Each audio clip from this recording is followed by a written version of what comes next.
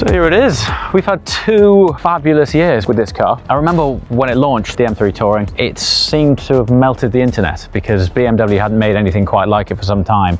And for some reason, it was Audi that sort of majoritively took the performance estate car market. And then all of a sudden, BMW out of nowhere teased the silhouette of this car under camouflage. We were really fortunate through BMW in Perth to get a very early allocation on a car.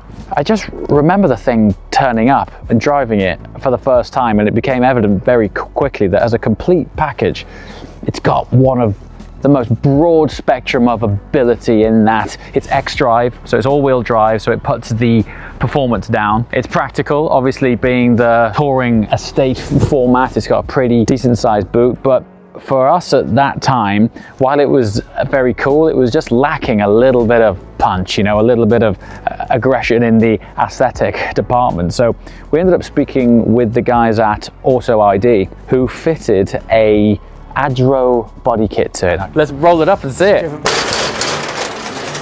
Oh my God. It looks a different car. I mean, the last time we left here, like the bumper was off and everything, so as a change, it's huge. No, it's carnage. Yeah. It looks so good. When the design language of this generation of M3 launched, it was a controversial one at best. You must all remember it online. People were like, damn, that thing's ugly. And I think over the years, it's probably grown on us a bit, but as far as BMW's historical product lineup goes, it was never that great to look at. And then Adro came out with this kit, which sort of by and large added a lot of aggression to it, but also I think balanced out the kidney grills, which had just gotten so elongated and so large that it sort of lost the iconic character of what the front fascia of a BMW M grill at least used to stand for.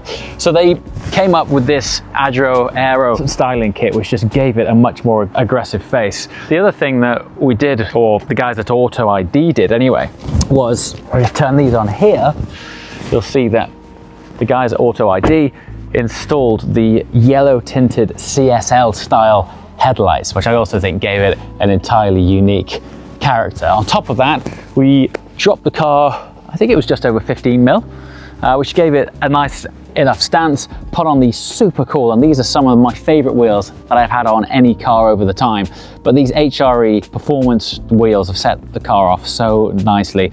If I wasn't selling it as seen, I'd take those off because they're so nice. And then obviously matching in with this kit, we've got extended sills, carbon accents, and then around the rear, one of the biggest differences was this colossal carbon diffuser. Now, I don't think it diffuses much, but it looks cool. And then because cars of this generation are subject to the fuel particulate filters bunged up their derriere, it sounds a bit like a Dyson.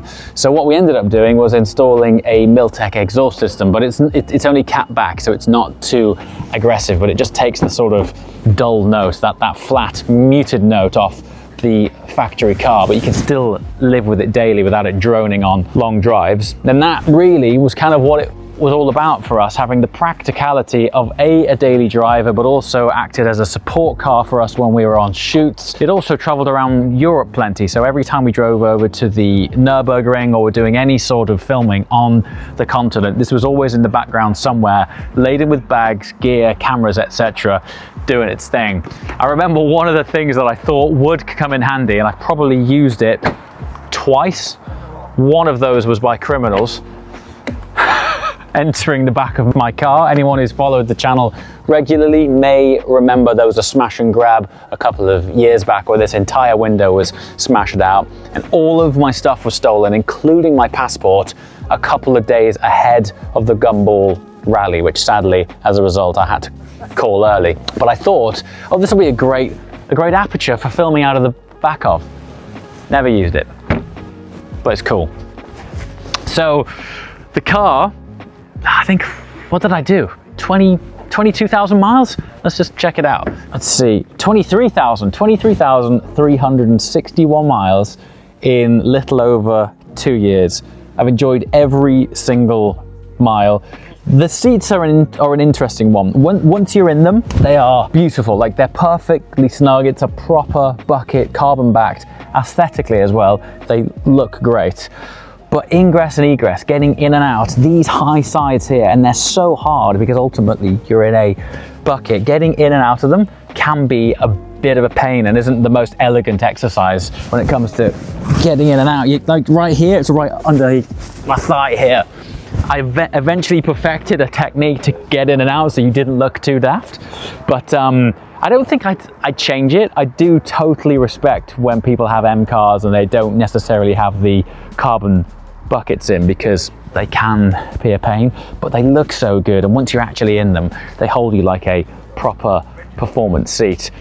The other thing that I'm finding, and this isn't just, you know, exclusive to this car, the amount of options that these things have from a software point of view now. In fact, if you hop in that seat there, I'll show you what I mean. Right, so if I go home here and then go to the apps, look how many apps this car's got. It's like an iPhone. I kid you not. And I'm not joking. I haven't used a single one of these apps. What is all of this? What I did do is plug my phone in, press that one button there, Apple CarPlay, and then I used the functionality of my phone, and it was basically Spotify and Waves. That's kind of all I really use.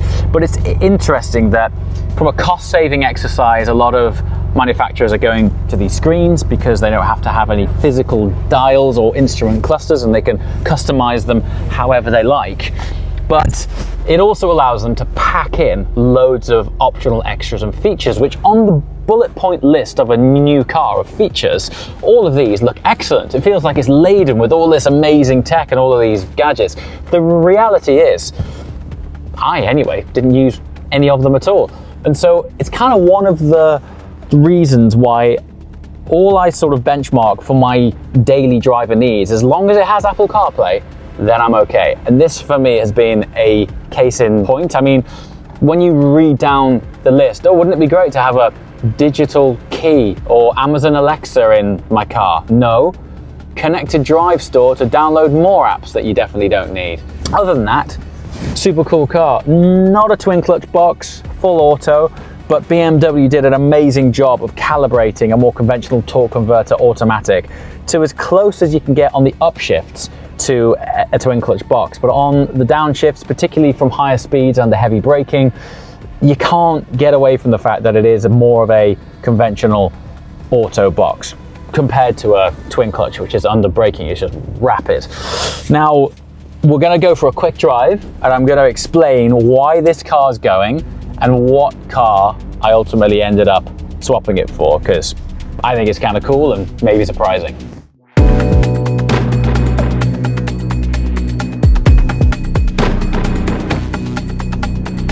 So one might expect, as I did myself, that perhaps the natural progression for my BMW journey on the channel at least would have been to sort of graduate from the M3 Touring to what has eventually launched to become the M5 Touring.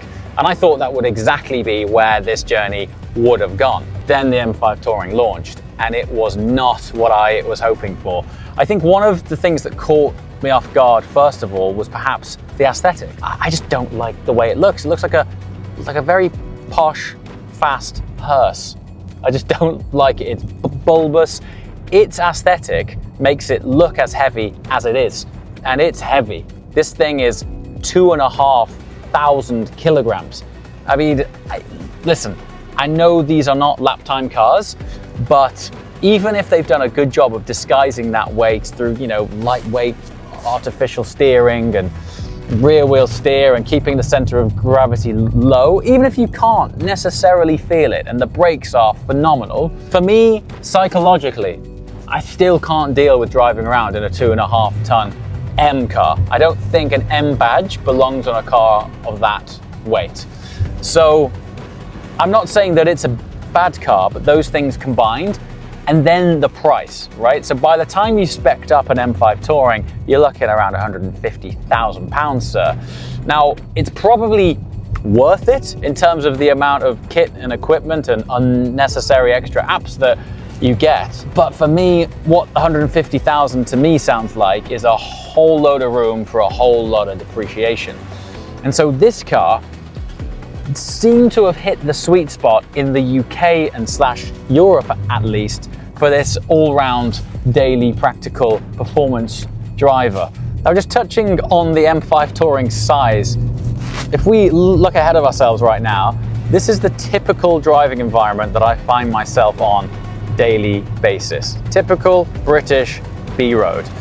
Now, I think, and as the market might suggest, the fact that the M5 Touring is the first Touring that's become available in the United States, whereas the M3 Touring wasn't, it might suggest that based on its size and its weight, that it is more made for that market.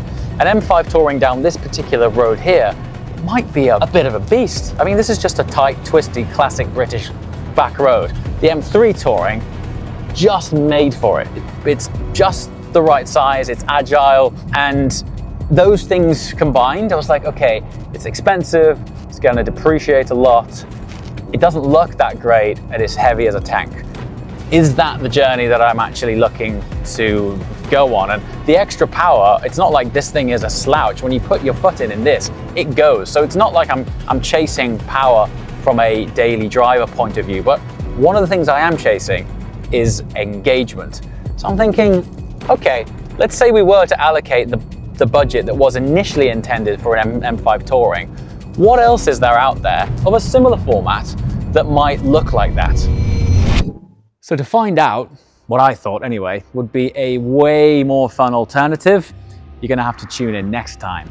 I'm gonna introduce you to one of the coolest, perhaps most underrated daily drivers ever made.